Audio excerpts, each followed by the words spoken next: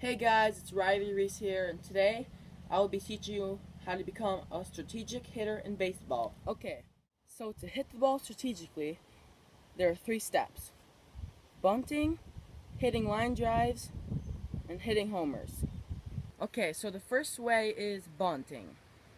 And usually you want to bunt on each line, the third base line and the first base line, because it takes longer for the infielders to grab the ball because they're farther away from it. The first way to do so is to pivot like this.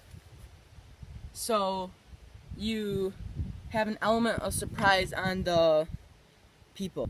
When you use this pivot stance, it's easier to get out of the way of bad pitches. So you can just like move around like that if there's bad pitches. So say this is a plate right here, and I'm in my motion right here, and when I do the pivot stance like this, you can have better plate coverage. And what that means is you can get the ball over here, down here, and it's easier to hit the ball or bunt the ball with this stance. Also, when you use the pivot motion, you can see the ball longer because you're looking at the pitcher and the ball about 2 to 3 seconds earlier because you square around early. So if you ever wondered how you hold the bat while you're bunting, you're supposed to use your index finger and your thumb and put it right on the barrel of the bat right here. This is the barrel.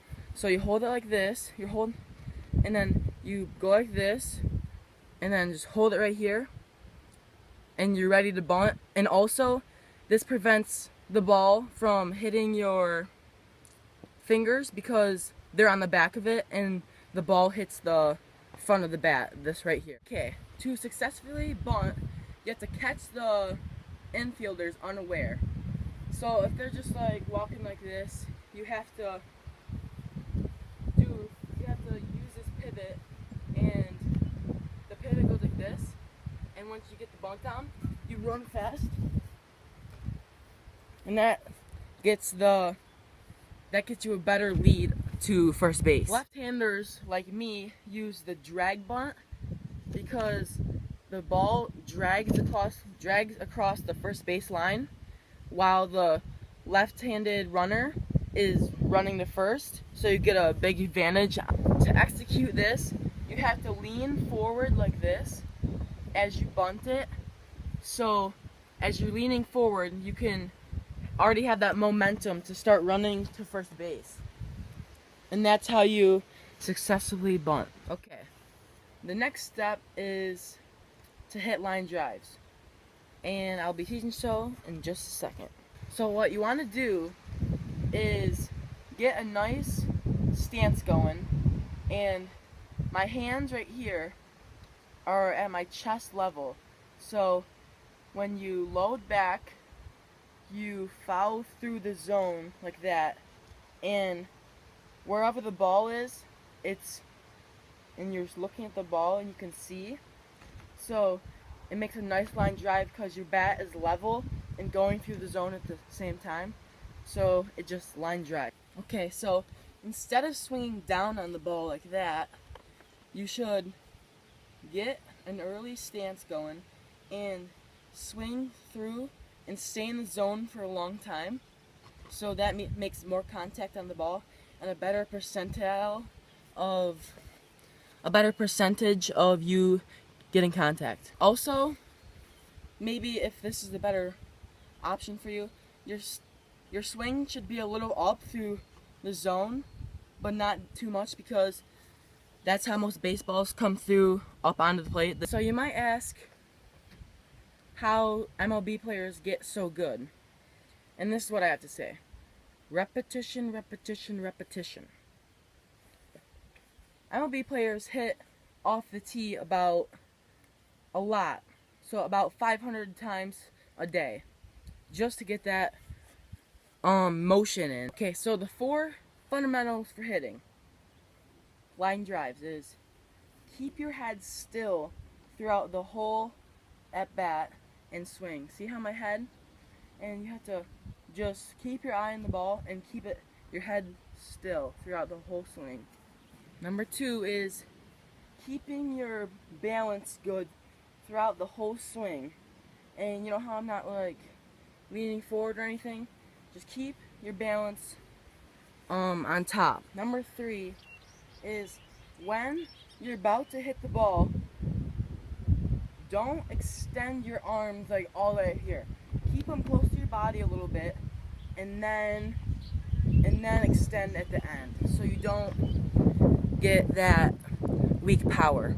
The fourth and final tip I have for you to hitting line drives is keep your weight back like this, so when you swing towards the ball, all that power from your hips and your legs is going into that swing, so you can hit the ball to the maximum of your abilities. Okay, and the third step to hitting strategically in baseball is getting a hold of the ball, homers, over the fence.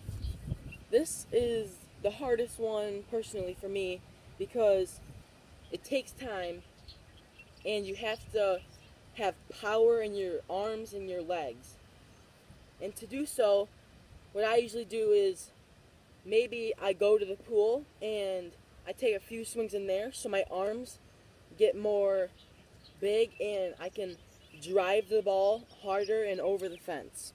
You can also go to the weight room and just lift up weights and curls up here and maybe do some legs. For the legs, you can push, lift weights, and that just gets you more muscle in your body for homers. Okay, so the last thing I have for you to hit homers is just keep your weight back a little bit, so when the ball's coming and you're about to swing, you have all that momentum just to get the ball going and it has the most power. And you usually want to have your bat go up a little bit since the home run fence is very, very long and the ball has to get up in order to get over the fence. So a common question is, which bat hits the ball farther? Metal or wooden? And it's usually the metal bat because the ball pops off the barrel better, and this one just is a more dull. The wooden is more dull. And I'll show you with a demonstration. Here's the ball hit with a wooden bat.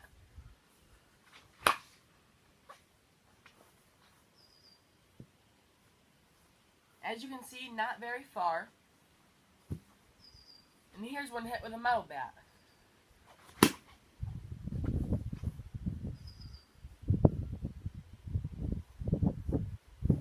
That was a dinger. I hope you liked my Genius Hour video on how to hit strategically in baseball.